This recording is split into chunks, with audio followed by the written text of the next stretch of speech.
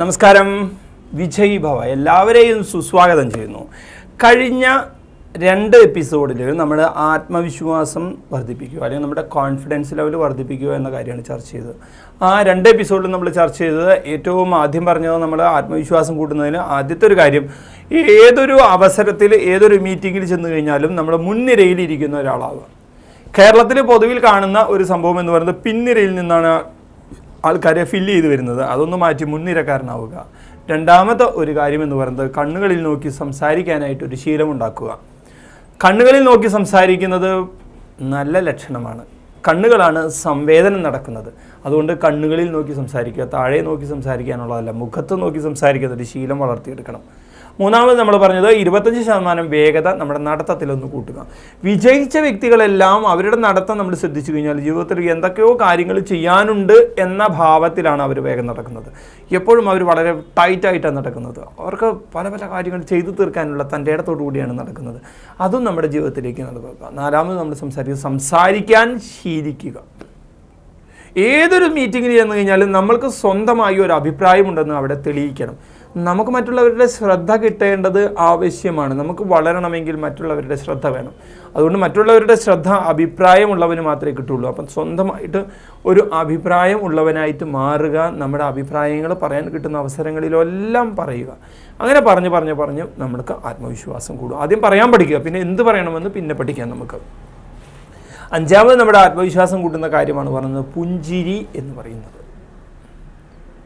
പുഞ്ചിരിക്കാൻ കഴിയാത്തവർ മറ്റുള്ളവരുടെ മുഖത്ത് നോക്കി ചീസ് എന്ന് പറയുക. ചീസ് എന്ന് പറയുന്ന സമയത്ത് 17 മസിന് മാത്രമേ വർക്ക് ചെയ്യുള്ളൂ. മറ്റുള്ളവർ തെറ്റിദ്ധരിച്ചോളൂ നിങ്ങൾ ചിരിക്കുകയാണെന്ന്. നിങ്ങൾ ചിരിക്കുകയാണെന്ന് തോന്നിക്കഴിഞ്ഞ് കഴിഞ്ഞാൽ അവരും നിങ്ങളോട് മുഖത്ത് നോക്കി ചിരിക്കും. അത് നിങ്ങളുടെ ആത്മവിശ്വാസം കൂട്ടും. എത്ര പേർ നിങ്ങളുടെ മുഖത്ത് നോക്കി ചിരിക്കുന്നു എന്നുള്ളത് നിങ്ങളുടെ ആത്മവിശ്വാസം കൂട്ടും. നിങ്ങൾ ടൗണിൽ ബസ് കാത്ത് നിൽക്കുന്ന സമയത്ത് ആ വഴിക്ക് പോകുന്നവർ എത്ര പേര് നിങ്ങളുടെ മുഖത്ത് നോക്കി ചിരിക്കുന്നു എന്ന് ശ്രദ്ധിക്കുക. അങ്ങനെ ചിരിക്കണമെങ്കിൽ നമ്മളൊരു പുഞ്ചിരി മറ്റുള്ളവർക്ക് വേണ്ടി പൊഴിക്കണം.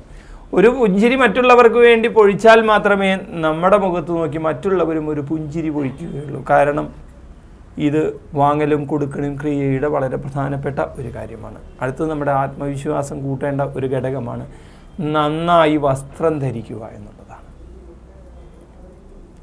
നിങ്ങൾ കാണുന്ന സമയത്ത് നന്നായി വസ്ത്രം ധരിച്ചു കഴിഞ്ഞാൽ first impression is the best impression. നന്നായി വസ്ത്രം ധരിക്കുക എന്ന് പറഞ്ഞാൽ കയ്യിൽ കുറേ സ്വർണവും കഴുത്തിൽ കുറേ സ്വർണവും വളരെ തിളങ്ങുന്ന കുപ്പായങ്ങളും തിളങ്ങുന്ന സാരികളും അല്ല ഞാൻ ഉദ്ദേശിച്ചത്. അതെല്ലാം പരസ്യത്തിൻ്റെ പിടുത്തത്തിൽപ്പെട്ടിട്ടുള്ള കുറേ ആൾക്കാർക്ക് പറ്റുന്ന അബദ്ധങ്ങളാണ്. അങ്ങനെ കാണിച്ചാലൊന്നും നിങ്ങൾക്ക് മറ്റുള്ളവരുടെ ശ്രദ്ധ കിട്ടില്ല. മാന്യമായ വസ്ത്രമായിരിക്കണം. നിങ്ങൾക്ക് ആഭരണം ഉപയോഗിക്കാം, നിങ്ങൾക്ക് നല്ല വസ്ത്രം ഉപയോഗിക്കാം, പക്ഷേ അത് നിങ്ങളുടെ ശരീരത്തിനും നിങ്ങളുടെ പെരുമാറ്റത്തിനും നിങ്ങളുടെ തൊഴിലിനും ചേർന്നതാണെങ്കിൽ നിങ്ങൾ കൂടുതൽ ശ്രദ്ധിക്കും. പക്ഷേ ഒരു വേഷം എന്ന് പറയുന്ന സമയത്ത് നിങ്ങൾക്ക് ഒരു ഉത്സാഹവും വെടുപ്പും സ്വയം തോന്നണം. മറ്റുള്ളവർക്കും നിങ്ങളുടെ വസ്ത്രം കാണുന്ന സമയത്ത് ഉത്സാഹവും വെടുപ്പും തോന്നണം. നമ്മുടെ രൂപം എന്ന് പറയുന്നത് അതാണ് എല്ലാവരും ആദ്യം കാണുന്നത്. നമ്മുടെ രൂപത്തിനെ ഭംഗിയായിട്ട് വസ്ത്രം ധരിച്ച് നല്ല ഒരു പഴം വിൽക്കാനായിട്ട് ടൗണിൽ വെച്ച് കഴിഞ്ഞാൽ എല്ലാവരും ശ്രദ്ധിക്കും. നമുക്ക് തന്നെ നല്ല വസ്ത്രത്തിൻ്റെ ഉള്ളിലാക്കി നല്ല രൂപത്തിലേക്ക് വരാനായിട്ട് പറ്റും. വിലക്ഷണമായ വസ്ത്രധാരണം നമ്മെ കെടുത്തും. ഞാൻ പലപ്പോഴും ഞങ്ങളുടെ കൂട്ടത്തിലുള്ള ആൺകുട്ടികളോട് പറയാറുണ്ട്, എപ്പോഴും ഷേവ് ചെയ്ത് ഭംഗിയായിട്ട് നടക്കണം. ഷേവ് ചെയ്യാൻ താല്പര്യമില്ലാത്തവർക്ക് അവരുടെ താടി വെട്ടി ഒതുക്കി നടക്കണം എന്ന് പറയും. കാരണം വെച്ചാൽ നിങ്ങളുടെ ഫസ്റ്റ് ഇംപ്രഷൻ വളരെ പ്രധാനപ്പെട്ട ഒരു കാര്യമാണ്. നിങ്ങളുടെ ഇരിപ്പ്, നിങ്ങൾ ധരിക്കുന്ന വസ്ത്രം, നിങ്ങൾ ഉപയോഗിക്കുന്ന തുവാല, നിങ്ങൾ ഉപയോഗിക്കുന്ന ബാഗ്, ഇതെല്ലാം വില കൂടിയതാവണമെന്ന് യാതൊരു നിർബന്ധമില്ല. പക്ഷേ ഇതെല്ലാം വെടുപ്പും വൃത്തിയായിട്ട് കൊണ്ടു നടക്കാൻ വേണം. പലവരുടെയും കാലിൽ നോക്കുന്ന സമയത്ത് നമുക്ക് കഷ്ടം തോന്നും. ചെരുപ്പെല്ലാം വാങ്ങിയ കാലത്ത് കഴുകിയ ചെരുപ്പാണ്. അതിനുശേഷം ഇത് കഴുകിയിട്ടേ ഇല്ല. അങ്ങനത്തെ ചെരുപ്പ്, കാലിൽ കിടക്കുന്ന ഷൂ കണ്ടു കഴിഞ്ഞ് കഴിഞ്ഞാൽ ആ ചെറുപ്പക്കാരനെ ചവിട്ടി ഓഫീസിൽ നിന്നും പുറത്തേക്ക് ഇടാൻ തോന്നും. കാരണം അത് പോളിഷ് ചെയ്തിട്ടേ ഇല്ല, വാങ്ങി അന്ന് പോളിഷ് ചെയ്തു. നമ്മുടെ പല കോളേജിൽ പഠിക്കുന്ന വിദ്യാർത്ഥികളുടെ വേഷം കണ്ടു കഴിഞ്ഞാൽ കയ്യിലും കഴുത്തിലൊക്കെ കുറേ ചരടൊക്കെ കെട്ടി മഹാവൃത്തികെട്ട രീതിയിൽ ഉള്ള വസ്ത്രം ധരിച്ചിട്ട് ചില ആൺകുട്ടികൾ ബസ്സിലൊക്കെ കയറി കൈ ഇങ്ങനെ മുകളിലേക്ക് ഉയർത്തി കഴിഞ്ഞ് കഴിഞ്ഞാൽ അവൻ ധരിക്കുന്ന അടിവസ്ത്രം വരെ കാണാം. ഏതൊക്കെയോ അടിവസ്ത്രത്തിൻ്റെ പരസ്യം കാണുന്ന രീതിയിൽ ഡ്രസ്സ് ധരിച്ച് നടക്കുക. ഇതൊന്നും മാന്യമായിട്ടുള്ള വസ്ത്രധാരണമല്ല. നമ്മുടെ ശരീരത്തിന് ചേർന്ന, നമ്മുടെ പേഴ്സണാലിറ്റിക്ക് ചേർന്ന ഒരു വസ്ത്രം ധരിക്കാനായിട്ട് നമ്മൾ ശീലിക്കണം. അങ്ങനെ ശീലിക്കുന്ന സമയത്ത് നമ്മളുടെ ആത്മവിശ്വാസം കൂടും.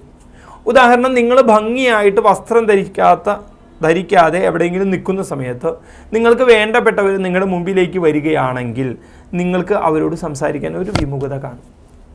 നേരെ മറിച്ച് നിങ്ങൾ വെൽ ഡ്രസ്ഡ് ആണെങ്കിൽ നിങ്ങളൊരു സുഹൃത്തിനെയോ അല്ലെങ്കിൽ നിങ്ങളൊരു ബന്ധുവിനെയോ കാണുന്ന സമയത്ത് നിങ്ങൾ വേഗം പോയിട്ട് അവരോട് സംസാരിക്കാനുള്ള താല്പര്യം കൂടും. കാരണം നല്ല വസ്ത്രം നമുക്ക് ആത്മവിശ്വാസം തരുന്നു എന്നുള്ളതാണ്.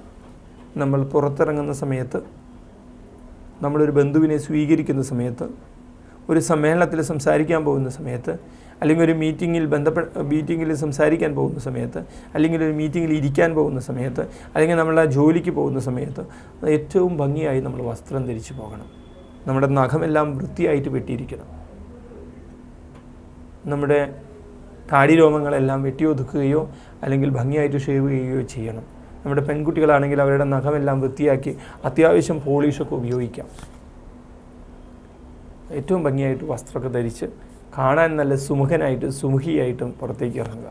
അങ്ങനെ സുമുഖനും സുമുഖിയായിട്ട് നമ്മൾ കണ്ണാടിയിൽ നോക്കി ഐ ആം സ്മാർട്ട് എന്നൊരു ഫീലിങ്ങോടുകൂടി നമ്മൾ പുറത്തേക്ക് ഇറങ്ങുമ്പോൾ സ്വാഭാവികമായിട്ടും നമ്മുടെ ആത്മവിശ്വാസം നമ്മുടെ 10 മടങ്ങ് കൂടിയിരിക്കും. അങ്ങനെ ശ്രദ്ധിക്കാത്തവരുണ്ടാവാം. അവർ വസ്ത്രത്തിലൊക്കെ എന്തിരിക്കുന്നു എന്നാണ് സ്ഥിരം പറയുന്ന പല്ലവി.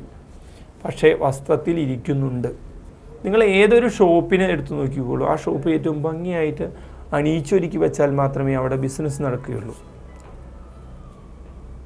അപ്പോൾ വസ്ത്രത്തിലുണ്ട്, കാര്യമുണ്ടെന്ന് ആദ്യം സങ്കല്പം ചെയ്യുക. ഈ വസ്ത്രത്തിൽ കാര്യമില്ലെന്ന് പറയുന്നത് സ്വാഭിമാനം കുറഞ്ഞവരായിരിക്കാം, അല്ലെങ്കിൽ സ്വന്തം ശരീരത്തെപ്പറ്റി യാതൊരുവിധ ശ്രദ്ധയും ഇല്ലാത്തവരായിരിക്കാം, അല്ലെങ്കിൽ സ്വയം തന്നെ ബഹുമാനിക്കാത്തവരാകാം. ആദ്യം നമ്മുടെ ശരീരത്തിനെ ബഹുമാനിക്കണം. ഇത് ഭംഗിയായി കൊണ്ട് നടക്കണം. ആവശ്യമില്ലാത്ത ക്രീമുകളെല്ലാം തേച്ച് പിടിപ്പിക്കണമെന്നല്ല ഞാൻ പറഞ്ഞതിൻ്റെ അർത്ഥം. ഏറ്റവും മാന്യമായിട്ടുള്ളൊരു മുഖവും മാന്യമായിട്ടുള്ള വസ്ത്രവുമായിട്ട് നമ്മൾ നടക്കണം.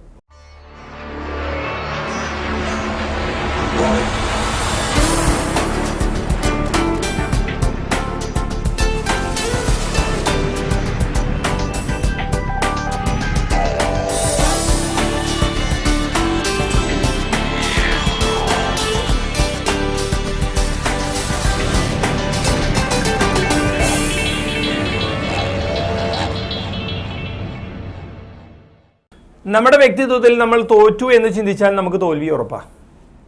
ധൈര്യമില്ലെന്ന് നമ്മൾ കരുതിയാൽ നമുക്കത് ചെയ്യാൻ കഴിയില്ല.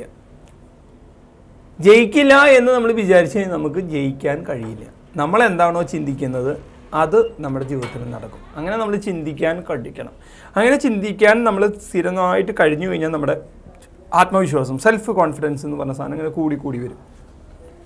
പക്ഷെ പലപ്പോഴും പരാജയം നമുക്കുണ്ടാവാം. പരാജയം ഉണ്ടാകുന്ന സമയത്ത് നോർമലി എല്ലാ മനുഷ്യരും സ്വയം ന്യായീകരിക്കാൻ ശ്രമിക്കും. നമുക്ക് ആത്മവിശ്വാസം കുറയുമ്പോൾ, നമ്മുടെ പ്രവർത്തനത്തിൽ വേണ്ട ശക്തി ഇല്ലാണ്ടാവുമ്പോൾ നമ്മൾ പരാജയത്തിലേക്ക് പോകും. പരാജയത്തിൽ പോകുമ്പോൾ നമുക്ക് നമ്മളെ സംരക്ഷിക്കണം, അല്ലെങ്കിൽ നമ്മൾ തകർന്നു പോകും. നമ്മൾ തകർന്നു പോകുന്ന സമയത്ത് നമ്മളെ സംരക്ഷിക്കാൻ പല വഴികളുണ്ട്. ഒന്ന്, എനിക്ക് പറ്റിയ പരാജയം എവിടെയാണെന്ന് തിരിച്ചറിഞ്ഞുകൊണ്ട് വിജയത്തിന് വേണ്ടി കാത്തു നിൽക്കുക എന്നൊരു മാനസികാവസ്ഥ മാറ്റി നമ്മൾ സ്വയം ന്യായീകരണത്തിൻ്റെ മറ്റൊരു മാർഗ്ഗമുണ്ട്. എനിക്കത് ചെയ്യാൻ കഴിഞ്ഞില്ല, ഇന്ന കാരണം കൊണ്ടാണ്, മഴ പെയ്തതുകൊണ്ടാണ് എനിക്ക് സാറേ നേരം വൈകി വരാൻ കാരണം എന്നുള്ള മുടന്തൻ ന്യായങ്ങൾ നമ്മൾ പറയും. ഇതൊന്നും നമ്മളൊന്ന് നിയന്ത്രിക്കുന്നത് നല്ലതാണ്. ന്യായീകരണങ്ങളെ പതുക്കെ നമ്മുടെ ലൈഫിൽ നിന്ന് എടുത്ത് കളയണം. എന്തിനാണെന്ന് വെച്ച് കഴിഞ്ഞാൽ ന്യായീകരണങ്ങളെ മാറ്റിവെച്ചാൽ മാത്രമാണ് നമുക്ക് റിയൽ ആയിട്ടുള്ള പ്രോബ്ലം എന്താണെന്ന് തിരിച്ചറിയാൻ പറ്റുകയും ഉത്തരവാദിത്വം ഏറ്റെടുക്കാനും കഴിയുള്ളൂ. പക്ഷെ പലപ്പോഴും നമുക്ക് നമ്മളെ സംരക്ഷിക്കാൻ വേണ്ടി നമ്മൾ ന്യായീകരണങ്ങളിലേക്ക് പോകുന്നുണ്ട്. അതിൽ ഏറ്റവും പ്രധാനപ്പെട്ട ഒരു ന്യായീകരണം പലപ്പോഴും ഞാൻ കൗൺസിലിംഗ് സെൻറ്ററിലായിക്കോട്ടെ നമ്മുടെ യുവാക്കളിൽ നിന്നും കേൾക്കാറുള്ളതാണ്. പരാജയപ്പെടുന്ന സമയത്ത് എൻ്റെ ജന്മം ശരിയല്ല എന്നുള്ളത്. പരാജയങ്ങളുണ്ടാവും, പരാജയങ്ങളില്ലാത്ത മനുഷ്യരില്ല. പരാജയങ്ങളിൽ നിന്ന് മാത്രമാണ് ഏതൊരു മനുഷ്യനും ഏതൊരു ജീവിയും ഉയർന്നു വന്നിട്ടുള്ളൂ. നിങ്ങൾ ആദ്യമായിട്ട് എഴുന്നേറ്റ് നിൽക്കാൻ ശ്രമിച്ച സമയത്ത് എത്രയോ പ്രാവശ്യം വീണ് നിങ്ങളുടെ കാലിൻ്റെ മുട്ട് പൊട്ടിയിരിക്കുന്നു, എത്രയോ പ്രാവശ്യം താടി പൊട്ടി നിങ്ങൾക്ക് തുന്നലിടേണ്ടി വന്നിരിക്കുന്നു. പക്ഷേ അത് നിങ്ങളുടെ ജന്മം ശരിയല്ലാത്തതുകൊണ്ടല്ല. നിങ്ങൾ നടക്കാൻ ശ്രമിക്കുമ്പോൾ സ്വാഭാവികമായിട്ട് വീഴും. അത് ജന്മം ശരിയല്ല ഉള്ള ഒരു നെഗറ്റീവ് ഫീലിങ്ങോടുകൂടി ന്യായീകരണം വേണ്ട, അത് നമുക്ക് എടുത്ത് കളയാം. നമ്മുടെ എല്ലാവരുടെയും ജന്മം എന്ന് പറയുന്നത് വളരെ വിശിഷ്ടമായിട്ടുള്ള ഒരു ജന്മം തന്നെയാണ്. ഈ ഭാരതഭൂമിയിൽ ജനിക്കാനായിട്ട് അതിവിശിഷ്ടന്മാർക്കേ കഴിയുള്ളൂ എന്നാണ് നമ്മുടെ പൂർവികന്മാർ പറഞ്ഞു വെച്ചിരിക്കുന്നത്. നമുക്കതിൽ അഭിമാനം കൊള്ളണം. ഇത്രയേറെ വൈവിധ്യമുള്ള ഒരു നാട്ടിൽ നമുക്ക് ജനിക്കാൻ കഴിഞ്ഞു. ഇത്രയേറെ ഭാഷ സംസാരിക്കുന്ന ആൾക്കാരുടെ ജനിക്കാൻ കഴിഞ്ഞു. ഇത്രയേറെ ആൾക്കാരെ തീറ്റിപ്പോറ്റുന്ന ഒരു രാജ്യത്തിലേക്ക്, ഇത്രയേറെ ജനാധിപത്യത്തിൽ ജീവിക്കുന്ന ഒരു രാജ്യത്തിലേക്ക്, ഇത്രയേറെ ലോകത്തിലെ ഏറ്റവും വലിയ രാഷ്ട്രത്തിലേക്ക് മാറിക്കൊണ്ടിരിക്കുന്ന ഒരു രാജ്യത്തിലേക്ക് നമുക്ക് ചെല്ലാൻ കഴിഞ്ഞു എന്നുള്ളത് തന്നെ നമ്മുടെ ജന്മം ശരിയാണ്.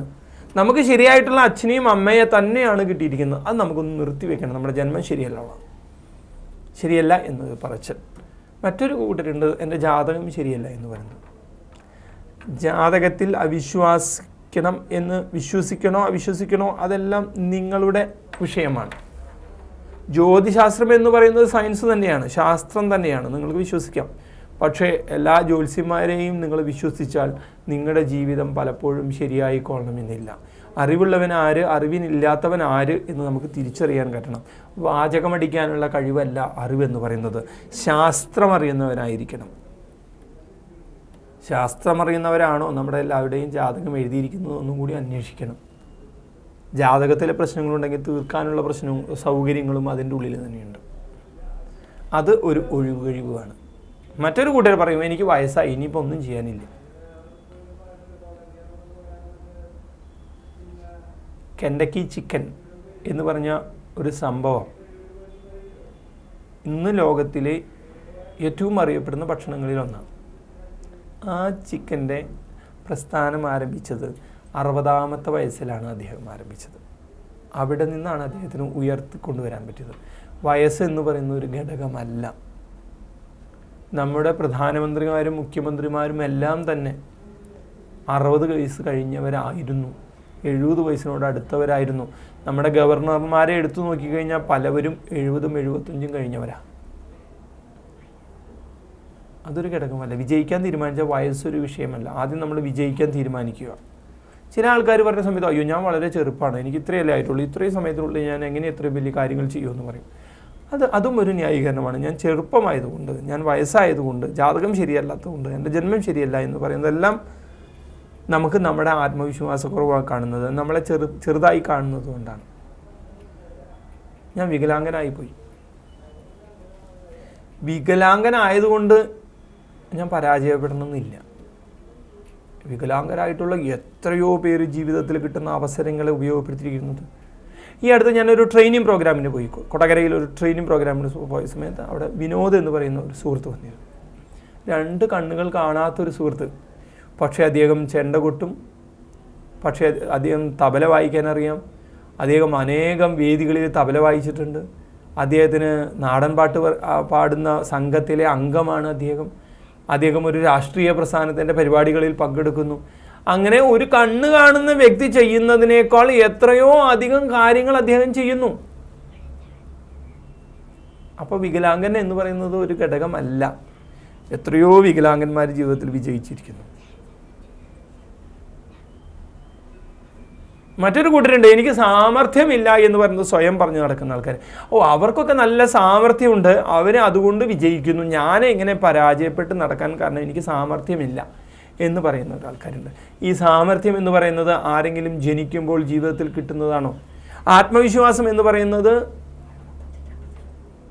സ്വയം നേടേണ്ടതാണ്. കുറച്ചൊക്കെ നമ്മുടെ കുടുംബത്തിൻ്റെ ഘടകം മാത്രമേ ഉള്ളൂ. അപ്പോൾ സാമർഥ്യം എന്ന് പറയുന്നതും അതുപോലെ തന്നെയാണ്, നമുക്ക് നേടാം എന്ന്. വേറൊരു കൂട്ടർ പറയാറുള്ള ഒരു കാര്യമാണ്, എനിക്ക് വിദ്യാഭ്യാസമില്ല. ഈ അടുത്ത് ഗൾഫിൽ പോയി വന്നിട്ട് ഒരു സുഹൃത്ത്, മെച്ചപ്പെട്ടില്ല അവന് ഗൾഫിൽ പോയിട്ട്, ചോദിച്ചു പോകാൻ പറഞ്ഞത് എനിക്ക് വിദ്യാഭ്യാസം ഇല്ലാത്തതുകൊണ്ടാണ്. ഞാൻ പറഞ്ഞു, വിദ്യാഭ്യാസം ഇല്ലാത്തവരെ എത്രയോ പേര് ഗൾഫിൽ പോയി ജീവിതത്തിൽ വലിയ വലിയ നേട്ടങ്ങളുണ്ടാക്കി. ഇത് നീ പറയുന്നത് വെറും ന്യായീകരണമാണെന്ന് പറഞ്ഞപ്പോൾ അദ്ദേഹത്തിന് ദേഷ്യം വന്നു. വിദ്യ എന്ന് പറയുന്നത് 4 ഭാഗത്തു നിന്നാണ്. ഒന്ന് ആചാര്യാൽ പാദം എന്ന് പറയുന്നത് സ്കൂളിൽ നിന്ന് കിട്ടുന്നത് 4-1 മാത്രമാണ്. ബാക്കി 75% വിദ്യ കിട്ടുന്നത് അനുഭവങ്ങളിൽ നിന്നും സുഹൃത്തുക്കളിൽ നിന്നും കാലക്രമേണ നമുക്ക് ലഭിക്കുന്നതാണ്. പിന്നെ എന്തുകൊണ്ട് ഇവൻ പറയുന്നു എനിക്ക് വിദ്യാഭ്യാസമില്ലെന്ന് പറയുന്നത്? വിദ്യാഭ്യാസം ഉണ്ടാക്കാവുന്ന എല്ലാവർക്കും വിദ്യാഭ്യാസം നേടാനുള്ള അവസരമുണ്ട്. പ്രായമൊന്നും ഒരു ഘടകമല്ല. 65-ാമത്തെ വയസ്സിൽ PhD എടുക്കുന്ന ഒരു വ്യക്തിയെ ഞാൻ ഈയിടെ കണ്ടു. 50-ാമത്തെ വയസ്സിൽ ഡിഗ്രിക്ക് പഠിക്കുന്ന ഒരാളെ ഞാൻ കണ്ടു. റിട്ടയർ ആയതിനു ശേഷം സൈക്കോളജി പഠിക്കാൻ വന്നിരിക്കുന്ന ഒരാളെ ഞാൻ ഇന്നാൾ കണ്ടു. ഇതിനൊരു ഘടകമല്ല. വിദ്യാഭ്യാസം നിങ്ങൾക്ക് ഇല്ല എന്ന് തോന്നുന്നു എങ്കിൽ വിദ്യാഭ്യാസം നേടാനുള്ള പ്രവർത്തനം ചെയ്യണം. അല്ലാണ്ട് അത് എനിക്ക് വിദ്യാഭ്യാസം ഇല്ല എന്ന് പറഞ്ഞു കഴിഞ്ഞാൽ എന്നെ രക്ഷിക്കാൻ ആരെങ്കിലും കൊണ്ടുവരുമെന്ന് മിഥ്യയായിട്ടുള്ള ധാരണയും കൊണ്ട് നടക്കുന്ന വ്യക്തികളാണ്. ഇതാ ഞാൻ പറഞ്ഞത്, ഈ ന്യായീകരണങ്ങളിൽ നിന്ന് നമ്മൾ മാറി നിൽക്കണം. റിയലായിട്ടുള്ള കാര്യം മനസ്സിലാക്കണം. വിദ്യാഭ്യാസം ഇല്ലെങ്കിൽ അത് മനസ്സിലാക്കി എനിക്ക് അതിന് മുന്നോട്ട് പോകാനായിട്ട് വേണം. മറ്റൊരു കൂട്ടർ, അത് പെൺകുട്ടികളിൽ അധികം കണ്ടിരിക്കുന്നത്, എനിക്ക് സൗന്ദര്യമില്ല എന്ന് പറയുന്നത്. നമ്മുടെ അഡോളസൻസ് പീരീഡിലും നമ്മുടെ കുട്ടികൾ പറയും, ആൺകുട്ടികളും പറയാറുണ്ട് എനിക്ക് സൗന്ദര്യമില്ല എന്ന് പറയുന്നത്.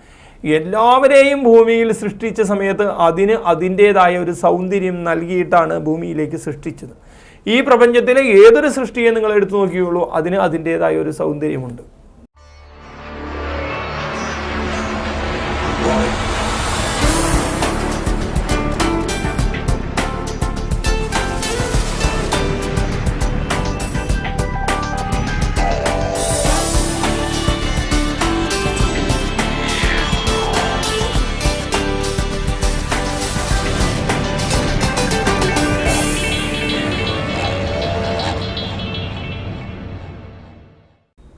കുറേ കഥാപാത്രങ്ങൾ അവതരിപ്പിച്ചാലാണ് മമ്മൂക്കോയ. പക്ഷേ അദ്ദേഹത്തിൻ്റെ മുഖത്ത് നോക്കുന്ന സമയത്തുള്ള സൗന്ദര്യം എന്ന് പറയുന്നത്, അദ്ദേഹത്തിൻ്റെ സൗന്ദര്യം എന്ന് അദ്ദേഹത്തിൻ്റെ അഭിനയിക്കാനുള്ള കഴിവാണ് സൗന്ദര്യം. അദ്ദേഹത്തിൻ്റെ എന്തൊക്കെ കുറവുണ്ടോ ആ കുറവാണ് അദ്ദേഹത്തിൻ്റെ സൗന്ദര്യമായിട്ട് അദ്ദേഹം സിനിമയിൽ ഉപയോഗപ്പെടുത്തുന്നത്. ഈ കുറവുകളുമൊന്നും ഇല്ല എങ്കിൽ ഒരുപക്ഷെ അദ്ദേഹം ഇന്ന് കോഴിക്കോട് മീൻ പിടിക്കുകയോ കല്ലായി പുഴയിൽ മരം കുത്തുന്ന പരിപാടി ചെയ്യുന്ന ഒരാളായി മാറിയാനായി. പക്ഷെ അദ്ദേഹത്തിൻ്റെ അദ്ദേഹത്തിൻ്റെ കഴിവുകളെ കണ്ടെത്തി വളർത്തിയെടുക്കുക.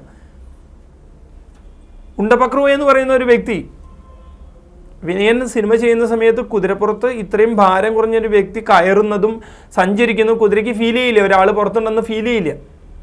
അതുകൊണ്ട് കുതിര ചിലപ്പോൾ ചാടി കഴിഞ്ഞാൽ ഇയാൾ താഴെ വീണ് കുതിരയുടെ ചവിട്ട് കൊണ്ട് മരിക്കാൻ സാധ്യതയുണ്ടെന്ന് പറഞ്ഞിട്ടും അതിനെയെല്ലാം തട്ടി മാറ്റിക്കൊണ്ട് സ്വയം കുതിര ഓടിപ്പിച്ച ആ ചെറിയ പൊക്കമില്ലാത്തൊരു മനുഷ്യൻ ഇന്ന് തെക്കേ ഇന്ത്യയിലെ ഏറ്റവും പ്രധാനപ്പെട്ട നടനായിട്ട് മാറിക്കൊണ്ടിരിക്കുകയാണ്. അവരുടെ സൗന്ദര്യം എന്ന് പറയുന്നത് അവർ സ്വയം കണ്ടെത്തുകയാണ്, അവരുടെ ഉള്ളിലുള്ള സൗന്ദര്യം കണ്ടെത്താണ്. അതാണ് പറഞ്ഞത്, ഭൂമിയിലെ ഓരോ സൃഷ്ടിക്കും അതിൻ്റേതായ സൗന്ദര്യമുണ്ട്. പിന്നെ എന്തിന് ഈ നിരാശയുടെ ന്യായീകരണങ്ങൾ നമ്മൾ പറഞ്ഞുകൊണ്ടിരിക്കണം? എനിക്ക് ഉന്നതരായിട്ടുള്ള വ്യക്തികളായിട്ടൊന്നും പരിചയമില്ല എന്ന് വെറുതെ പറയാം. ഉന്നതരായിട്ടുള്ള വ്യക്തികളെ പരിചയപ്പെടുന്ന ആഗ്രഹമുണ്ടെങ്കിൽ നിങ്ങൾ ഉന്നതരുമായി സംവദിക്കുന്ന സഭകളിലേക്കും ഉന്നതരുമായി സംവദിക്കുന്ന അവസരങ്ങളിൽ നിങ്ങൾ ഉപയോഗപ്പെടുത്തണം. അങ്ങനെയുള്ള ഓർഗനൈസേഷനിൽ നിങ്ങൾ മെമ്പർ ആവണം. നിങ്ങൾ മെമ്പറായി കഴിഞ്ഞാൽ നിങ്ങൾക്ക് ഉന്നതരുമായിട്ട് സംവദിക്കാൻ പറ്റും. ആരെങ്കിലും ഉന്നതരുമായിട്ട് സംവദിക്കാനും ഉന്നതരുമായിട്ട് പരിചയമുള്ള വ്യക്തികൾ ഉണ്ടെങ്കിൽ അവരുടെ ജീവിതം ഇത്തരം ആൾക്കാരുമായിട്ട് ബന്ധപ്പെടാനുള്ള അവസരങ്ങൾ പരമാവധി ഉപയോഗപ്പെടുത്തിയതുകൊണ്ടാണ് അവർക്ക് വിജയിക്കാൻ കഴിഞ്ഞത് എന്ന് നമ്മൾ സ്വയം മനസ്സിലാക്കുക. നമ്മൾക്ക് ഇതില്ല എന്ന് പറഞ്ഞു നിരാശപ്പെട്ടിരിക്കുകയല്ല ചെയ്യേണ്ടത്. എനിക്ക് സമയമില്ല എന്ന് പറയുന്ന ഒരു ന്യായവാദം ഇപ്പോൾ കേൾക്കാം. പിന്നെ നിൻ്റെ സമയം 24 മണിക്കൂർ എവിടെ പോകുന്നു? അന്നല്ല എഴുതി തരൂ, ഇന്നലെ നീ എന്തൊക്കെ കാര്യങ്ങൾ ചെയ്തു എന്ന് എഴുതി തരുന്ന സമയത്ത് അവൻ 15 മണിക്കൂർ പോലും പ്രവർത്തനങ്ങൾ ചെയ്തിട്ടില്ല, ഉറക്കമടക്കം. ബാക്കി അവൻ്റെ 9 മണിക്കൂർ എവിടെ പോയി? സമയമില്ലെന്നാൽ പരാതി പറയുന്നവന് സമയമുണ്ട്, അവൻ സമയം കണ്ടെത്താൻ കഴിയുന്നില്ല, അവന് പ്രയോറിറ്റി കൊടുക്കാൻ കഴിയാത്തതുകൊണ്ടാണ്. അതിന് ന്യായീകരണമായിട്ട് പറയുന്നത് സമയമില്ല എന്ന് പറയുന്നത്. സമയമുണ്ടാവും, എല്ലാവർക്കും സമയമുണ്ട്. പക്ഷേ അതിന് എന്തിനൊക്കെ പ്രാധാന്യം കൊടുക്കുന്നു എന്നനുസരിച്ചിട്ടാണ്. പ്രാധാന്യം കുറഞ്ഞത് മാറ്റി വെച്ചുകൊണ്ട് പ്രാധാന്യം കൂടിയ സാധനങ്ങൾ ചെയ്യണം. ചില ആൾക്കാർ അങ്ങനെയല്ല, പ്രാധാന്യം കുറഞ്ഞത് ആദ്യം ചെയ്യും, പ്രാധാന്യം കൂടിയത് മാറ്റി വയ്ക്കും. നമ്മുടെ വിദ്യാർത്ഥികളിൽ ഒരു പറ്റം അങ്ങനെയുണ്ട്. നമ്മുടെ നമ്മുടെ വിദ്യാർത്ഥികളിൽ ഏറ്റവും പ്രാധാന്യം വിദ്യാർത്ഥി എന്ന് പറയുന്നത് വിദ്യാർത്ഥിക്കുകയും വിദ്യയ്ക്ക് വേണ്ടി പ്രവർത്തിക്കുകയും ചെയ്യുന്നതാണ്. അത് മാറ്റി വയ്ക്കും. പകരം മൊബൈലിലിരുന്ന് മെസ്സേജ് വിടുന്നതിനും റോഡ് സൈഡിലിരിക്കുന്നതിനും ബാക്കിയുള്ള കാര്യങ്ങൾ സിനിമ കാണുന്നതിനൊക്കെ ചിലവ് ചെയ്യും. അത് കഴിഞ്ഞിട്ട് സമയമില്ല എന്ന് പരാതി പറയും അവസാനം. അത് ന്യായീകരണം മാത്രമാണ്. സമ്പദ് വ്യവസ്ഥ മോശമാണ്. ഈ അടുത്തൊരു ബിസിനസ്സുകാരനായിട്ട് സംസാരിച്ചു. അപ്പോൾ അദ്ദേഹം പറഞ്ഞു വെച്ചാൽ സമ്പദ് വ്യവസ്ഥ വളരെ മോശമായതുകൊണ്ട് എൻ്റെ ബിസിനസ്. ഞാൻ പറഞ്ഞത് ന്യായം, നിങ്ങളുടെ ബിസിനസ് കൂട്ടുന്നതിനുള്ള പ്രവർത്തനങ്ങൾ എന്താണെന്ന് നിങ്ങൾ കണ്ടെത്തി അതിനുള്ള പരിശ്രമം ചെയ്യാതെ നിങ്ങൾ സമ്പദ് വ്യവസ്ഥയ്ക്ക് ഒരു പ്രശ്നവുമില്ല. ഈ സമ്പദ് വ്യവസ്ഥ റെസിഷൻ പീരീഡിൽ തന്നെയാണ് പല ആൾക്കാരും ബിസിനസ്സിലേക്ക് ഉയർന്നു വന്നത്. പല ആൾക്കാരും വലിയ സമ്പന്നന്മാരായത് ഈ അവസരത്തിലാണ്. എനിക്ക് അവസരം കിട്ടിയിരുന്നെങ്കിൽ, എൻ്റെ കുടുംബം ഒരു പ്രാരാബ്ധക്കാരനല്ലായിരുന്നെങ്കിൽ, കുടുംബം ഇല്ലായിരുന്നെങ്കിൽ, എനിക്ക് നല്ലൊരു ഭർത്താവ് ഉണ്ടായിരുന്നെങ്കിൽ, എനിക്ക് നല്ലൊരു ഭാര്യ ഉണ്ടായിരുന്നെങ്കിൽ, എനിക്ക് നല്ല ഒരു മക്കളുണ്ടായിരുന്നെങ്കിൽ, ഇതെല്ലാം ആത്മവിശ്വാസക്കുറവിൻ്റെ ഭാഷയാണ് നമ്മൾ സംസാരിക്കുന്നത്. ഇതിൽ നിന്ന് മാറ്റി ഇത് നിരാശയുടെ ഭാഷയാണ് മാറ്റി നമുക്ക് എന്താണോ കുറവ് അത് നമ്മൾ സ്വയം തിരിച്ചറിഞ്ഞ് ആ മേഖലയിൽ നമുക്ക് ഉയരാൻ കഴിഞ്ഞാൽ നമ്മുടെ ആത്മവിശ്വാസം വീണ്ടും കൂടും. അപ്പോൾ ആത്മവിശ്വാസം കൂടുന്ന ഓരോ ചെറിയ ചെറിയ കാര്യങ്ങൾ ചെയ്തുകൊണ്ട് നമുക്ക് മുന്നേറാം. ആത്മവിശ്വാസമുള്ള ഒരു തലമുറയുടെ മെമ്പറായിട്ട് നമുക്ക് ജീവിക്കാം. നമുക്ക് നമ്മുടെ ഇരിപ്പിലും നോട്ടത്തിലും സംസാരത്തിലും പെരുമാറ്റത്തിലും ചിന്തയിലെല്ലാം ആത്മവിശ്വാസമുള്ളവനായിട്ട് അഭിനയിക്കുക. സ്വാഭാവികമായിട്ടും നമ്മുടെ ആത്മവിശ്വാസം നമ്മുടെ ഉള്ളിലേക്ക് കയറി വരും. നമസ്കാരം.